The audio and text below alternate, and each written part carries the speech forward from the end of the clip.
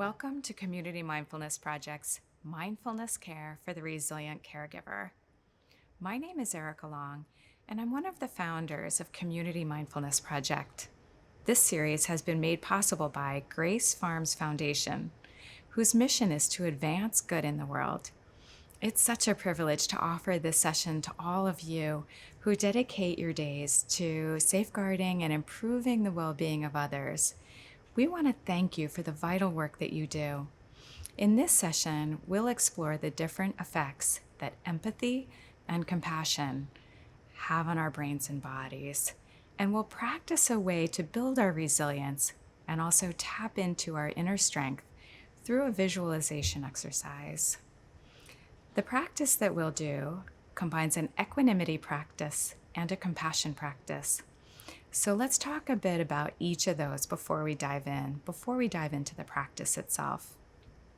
Equanimity is an even-minded, even-heartedness towards all people and events that we encounter in life.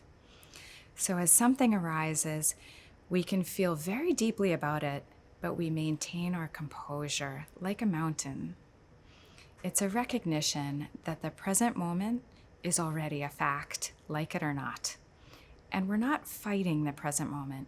We're seeing it clearly for what it is so that we can lay the groundwork wisely for future moments. And it's a big relief when we practice equanimity because we tend to waste a lot of time and energy fighting the reality of the present moment. So equanimity, put into words, is a little bit like, in this moment, this is, period. So compassion. As a caregiver, by definition, you witness other people's struggles and challenges. And it's really helpful to understand the differences between pity, sympathy, empathy, and compassion. Not just what the words mean, but how they affect our brains and bodies. So with pity, there's a sense of distance between ourselves and the person who's struggling. Expressed in words, it might sound like, I'm so happy I'm not in your shoes. Good luck.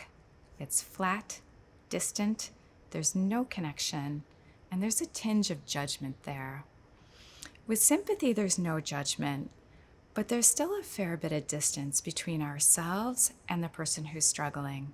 Expressed in words, it might sound like, I feel bad for you. With empathy, we see the world through the eyes of the person who's struggling. There's a real connection, so much so that we essentially take on the pain of the other. So expressed in words, it might sound like, I feel bad with you. Neurologically, the pain area of our brain lights up as if we were experiencing the same struggle as the person that we're witnessing. Empathy is a wonderfully essential component of human connection and caring, and it's also incredibly depleting. So with compassion, we start by seeing the world through the eyes of the person who's struggling, and then we add a wish for their well-being. So we're switching from empathy over to compassion. Expressed in words, compassion sounds like, I'm sorry you're suffering. I'd like to help, even if it means just holding you in my heart and keeping you in my thoughts. This sets off a cascade of neurological events that, rather than depleting us, actually builds our resilience. So into the body, dopamine is released, which is a neurochemical that aids in motivation, as well as oxytocin, which is the human bonding compound, and serotonin, which has anti-anxiety effects on the body. So all of these are released into our nervous system when we start with empathy, the witnessing of someone else's struggle, and then add that wish for an end to their struggle. So essentially, compassion allows us to witness the suffering of others without being depleted. And it conditions us to wish for an end and act for an end to the struggle of others, so that when the time comes for us to help in some way, we'll be aware of the need and capable of fulfilling it, even if in this moment we're powerless to alleviate the suffering and the struggle directly. So let's practice together. So closing your eyes if you like, or casting a soft gaze downward if you're comfortable with that. And we'll begin by picturing the most beautiful and majestic mountain in your mind.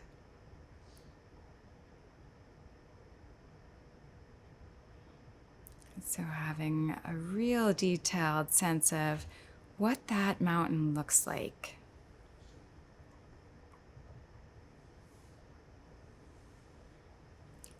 And then beginning to feel the characteristics of the mountain, its strength, its solidity, its groundedness. And then taking on this sense of the mountain as if you are embodying the mountain.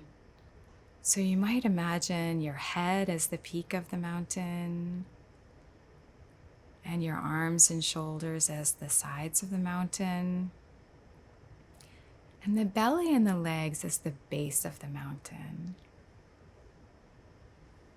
So you can have a sense that you're sitting tall and strong and rooted in bedrock.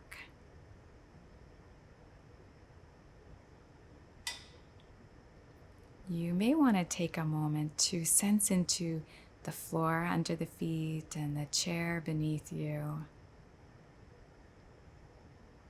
And so as this mountain, as day turns into night, you remain solid and strong. And as the weather changes from sunny to raining or windy or stormy, you stay solid and strong. So having that sense of strength and solidity in the body.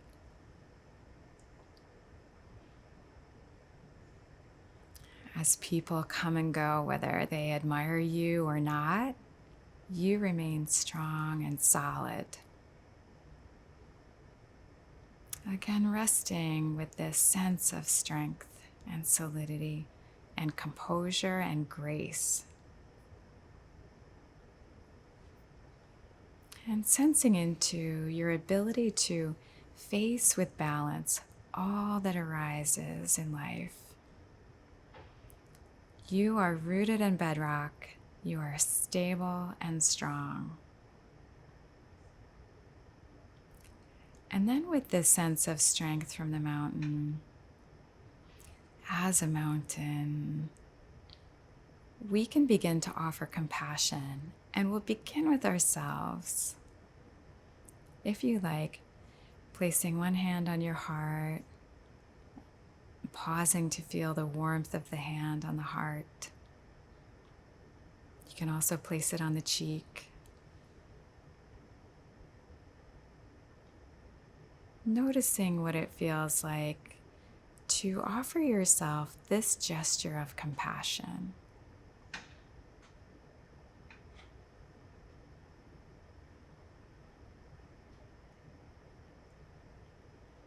And noticing what it feels like to receive this gesture of compassion.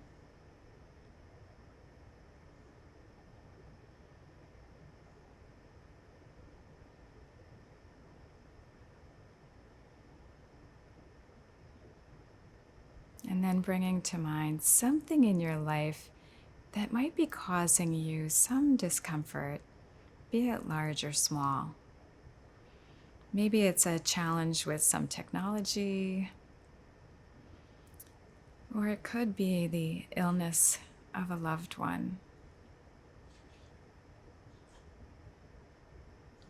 And noticing how it feels in the body to bring to mind this difficulty.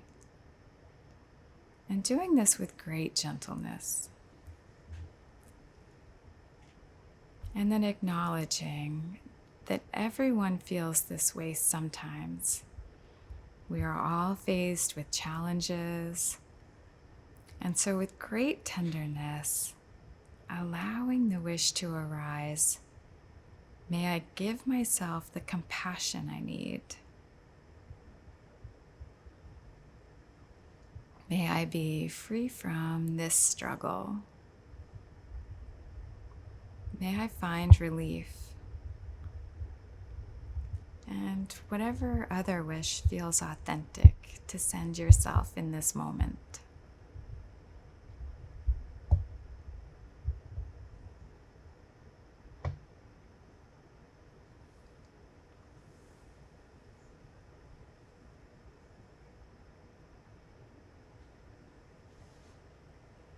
And noticing any sensations in the body linked to this compassionate wish.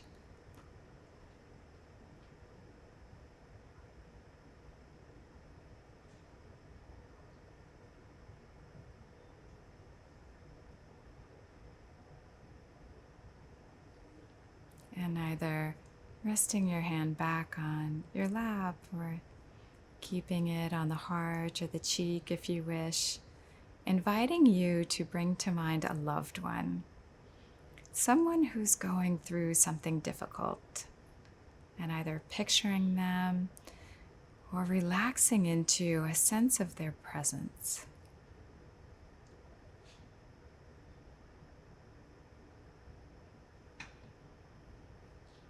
And seeing the world through their eyes for a moment.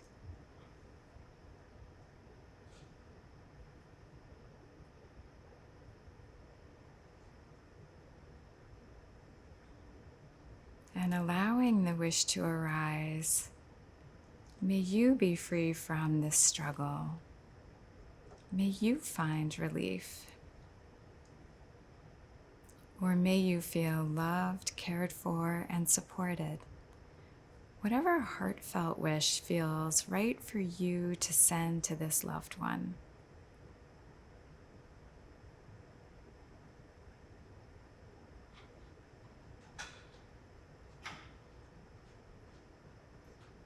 Repeating whatever phrases resonate with you, offering them as a gift.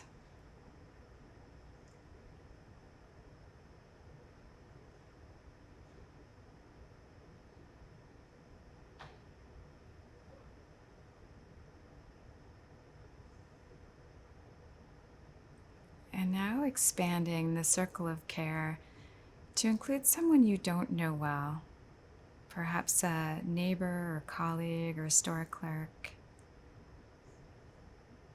And perhaps you may be aware of something they're struggling with, or you can imagine what they might be struggling with. And again, seeing the world through their eyes for a moment and tenderly acknowledging their pain.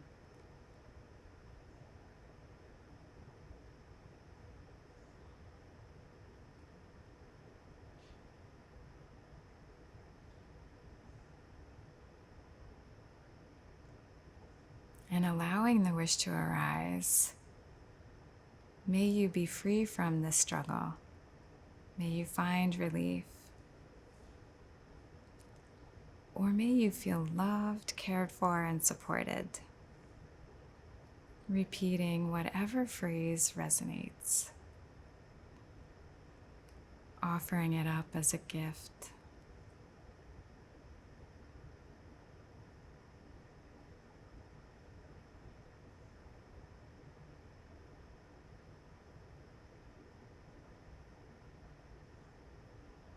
And now expanding your circle of care to include someone you have difficulty with, a challenging person in your life, maybe someone who you've just rolled your eyes at recently, or somebody who gives you a little bit more of a hard time.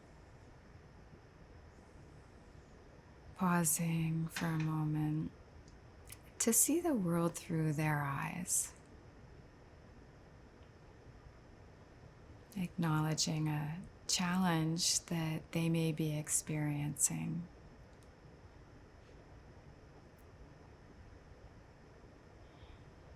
And allowing the wish to arise. May they too, like you, be free from this struggle. May they find relief. And any other wish that feels right to send to that person, offering it as a gift.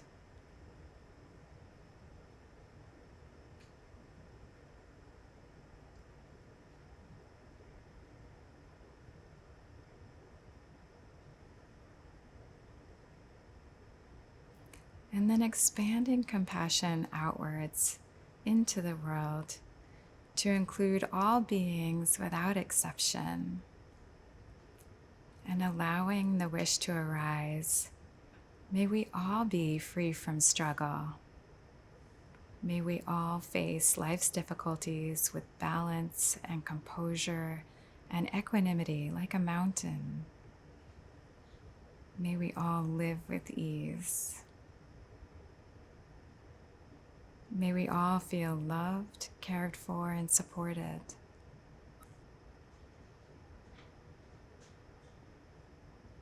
And sending those wishes out wherever your attention lands, to individuals, communities around the world, and resting in the experience of compassion.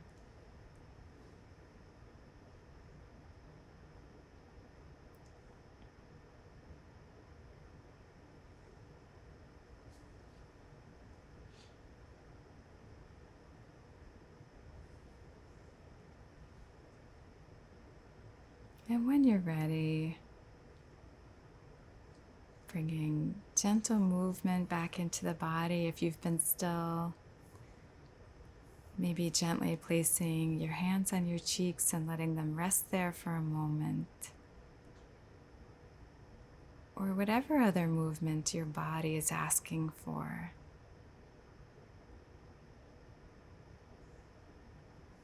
And if the eyes have been closed, opening them gently.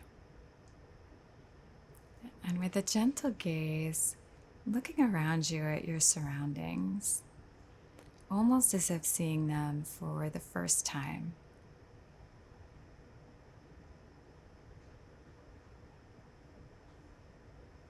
So there are ways to bring this practice into the day. You can break the practice down into its two components, practicing taking on the characteristics of a mountain, feeling rooted in bedrock, grounded and stable, whatever the elements.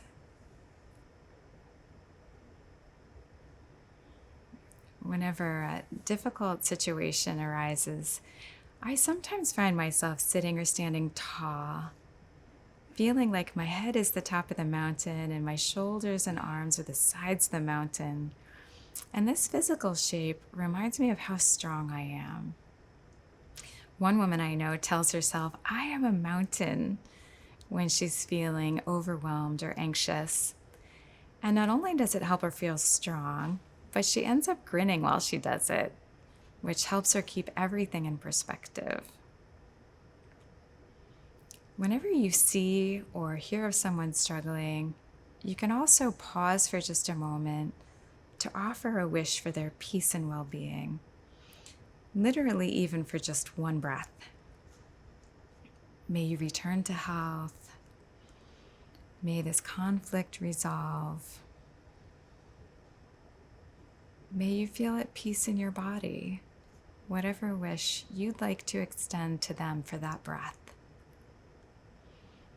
And it may feel trivial or hopeless, but the act of wishing for their well-being, for an end to their struggle, is allowing you to remain resilient and strong so that you can help when the time comes. So in closing, wishing you well, thanking you for the noble work that you do. We hope that this has served somehow.